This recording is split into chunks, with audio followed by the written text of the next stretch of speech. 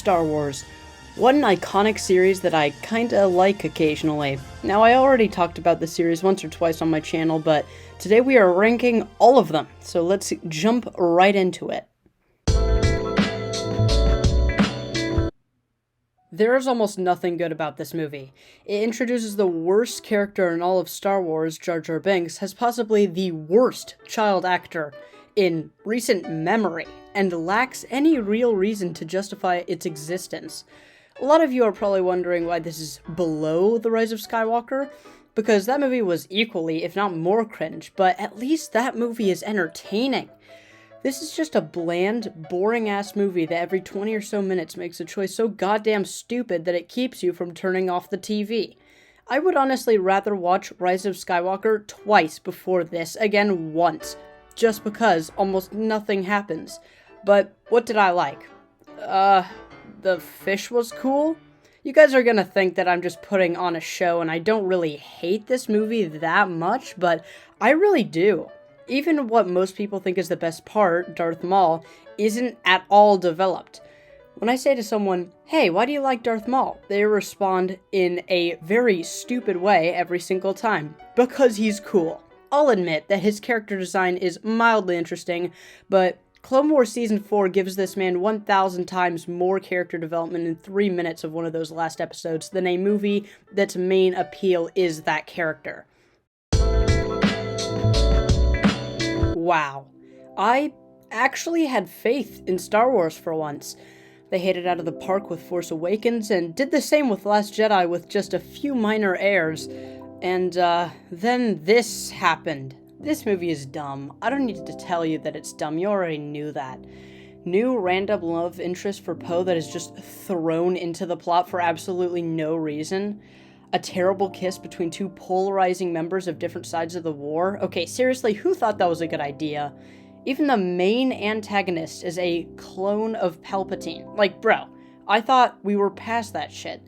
It's entertaining. The editing is fine. The acting, at least from some cast members, is just alright. I really have nothing more to say. I just really cannot stand this movie, and it is offensive compared to the two movies that came before this. Oh, I forgot how many stinkers Star Wars has. This movie is at least a 3 out of 10, where the last two are in the decimal points. There are some powerful scenes about Anakin's past, and the chemistry between Hayden Christensen and Natalie Portman is just fine. The final battle is actually pretty sick, but as mentioned before, I do not like the clone stuff at all. It takes way too long to explain such a simple idea, and they barely even matter that much until the very end of the movie. The Jedi Council is poorly explained, and I know that's more of a complaint with all of the prequels, but it makes sense to talk about it here when it's one of the main focuses. How they get the kids is so messed up. I know, it's a Star Wars movie and you shouldn't complain about these tiny little details because you'll be there all day, but there are just so many flaws and it only seems like these two first prequels exist to set up Revenge of the Sith, which is objectively so much better. I don't know, man. I just want to stop talking about the bad stuff in this series. I really hope they don't abduct any more kids. Huh. Did everyone just forget about Solo? Because I really forgot about this movie. I saw this in theaters and barely remembered a single thing that happened. Then I rewatched it about a year later after it came out, and I still forgot everything that happened. What is there to say about Solo? I think it's a fun space adventure movie. As a movie, it's alright. As a Star Wars movie, it absolutely stinks. It makes no progression, and really adds no necessary lore to Solo's character. The train sequence is interesting, the color palette is one of the best, and is probably one of the most visually pleasing Star Wars movies. There really is a sharp futuristic feel about this movie, and it might be one of the only Star Wars movies to do that. It's really specific and hard to explain, but I can buy this being reality someday, I guess. Alden Ehrenreich, I have no idea how to pronounce that last name, is pretty stellar as Solo, and gets his snarky tone across perfectly. Emilia Clarke is fine and has some fun characteristics as well. Woody Harrelson is phenomenal and probably one of the most well-acted characters in all of Star Wars. Yeah, pretty forgettable and for good reasons, but this was a nice thing that happened, I guess. Well, I already made a 7-minute video on this film before on my channel, so I'll keep this short. Good, but not great. The battle scenes in Order 66 in general are just fantastic, but the Padme stuff is uninteresting and poorly executed. Their chemistry is unbearable, and they threw away every part of it that was good in the last film. The Palpatine turning Anakin to the dark side is rushed, and as a whole, this movie is pretty goofy, but a little bit better than the other prequels. They took out Jar Jar for most of the movie, so that's definitely a plus. I don't want to repeat myself, so check out my 7-minute video on that movie if you want. Finally, a good one. Now, admittedly, this is by far the worst original saga film, but I still like it a lot. This is where Mark Hamill gets to shine, and indeed he does. Boba Fett, although being in the movie for like 5 seconds, has a cool design. This might have the best world building in all the Star Wars films, so that's pretty good. The ending is not good at all and is cheesy and rushed. I wish they put more time into this ending because that was kind of the main point of the film. The climax with Darth Vader, however, is really powerful and well done.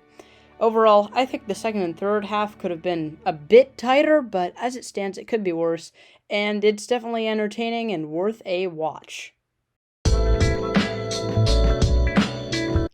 I know, I'm putting Empire Strikes Back lower than Last Jedi. Go ahead and throw your tomatoes, but I still really like this movie, you know? Harrison Ford's best work in the saga by far.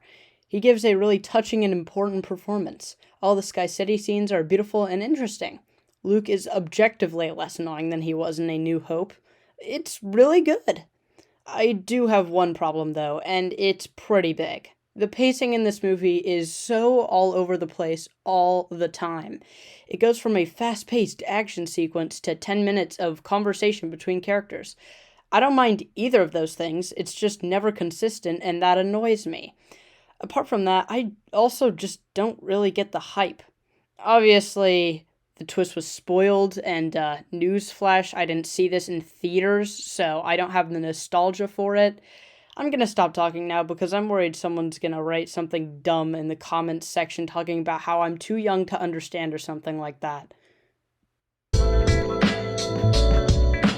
Alright. I know I titled one of my videos that this is the best Star Wars movie, but let me come clean and say, yeah, I clickbaited the shit out of that video. Yeah, sorry, I know, but hey, I learned my lesson because it turns out when people see an opinion they don't like, they dislike the video without watching it. That's my fault, not yours. Anyway, check out that video for my complete thoughts, and if you're not interested, I'll just say it's ambitious, but that can be a strength and a weakness. Whenever they would do something visually or conceptually ambitious, I loved it because it served to be more interesting and it pushed the boundaries of a Star Wars movie. But then they would just go off the rails for absolutely no reason and expect us to be like, wow, Rian Johnson, that makes a lot of sense. I'm sorry, I know that this is like every critic's favorite Star Wars movie, but it's good, not fantastic. Alright, let me address the elephant in the room here. Even though this is admittedly very similar to A New Hope, I still enjoyed it and thought it was moderately different. They introduced 3 equally interesting characters that I love, and they are acted well. The CGI obviously got a major upgrade from the prequel, so this was pretty stunning to a lot of people, including me.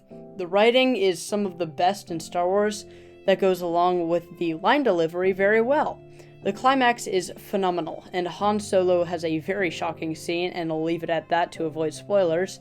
It felt like Star Wars was actually trying again, and that was special. I love the feel of this movie, and the wonder and world building are equally enthralling. Sure, it could be a bit more imaginative, but come on, it's Star Wars, what do you expect? This was a fun time, and that's really all I can ask for. Okay, so this is by far the best Star Wars movie, and I just want to say that so you all know that number 1 just comes down to personal preference only. As much as I praise the other films for having great world building, this started it all, and for that, all credit is due. Interesting characters, beautiful cinematography, and perfect pacing. What more is there to ask for? I have literally no complaints about this film. I can remember every scene in the film and have rewatched it way too many times. This score is one of the best ever. I listen to this without the movie all the time, and that is saying a lot. It really is crazy to think that they had to do all of this basically from scratch, and for that reason, it is the best Star Wars movie. This is what I wanted out of a Star Wars prequel. By far the best cinematography out of any Star Wars film. Amazing acting from Mads Mikkelsen, one of my favorite actors, and there are some great battles as well. It takes a slower approach, giving us time for more character development, which I love. Even though some of the morals of the sniper scene are questionable at best, it's still a heart-wrenching and interesting scene nonetheless. The ending is ambitious, and by God, they pull it off. The robot, while slightly irritating from time to time, is lovable and sweet for the most part. The design of the troopers in this film are phenomenal, and every time there's a scene with them, it's just so cool. This is the one Star Wars movie where it's cool to be a Star Wars fan, at least for me. There are only tiny flaws that you'd usually see in a Star Wars movie, bringing this down a bit, like some pacing issues here and there, annoying characters, or silly moments, but this is such a great film. It makes me sad to see that some discard this just because it isn't part of the Skywalker saga, because it is the best Star Wars movie. It's entertaining, it looks great, there's amazing acting, a polarizing score, and great memorable scenes all around. I really love this movie, and you should check it out if you haven't already. I am so grateful I got to see this on the big screen. Well everyone, that was my Star Wars ranking. Thank you so much for watching. Please leave your lists in the comment section down below, and have a great day.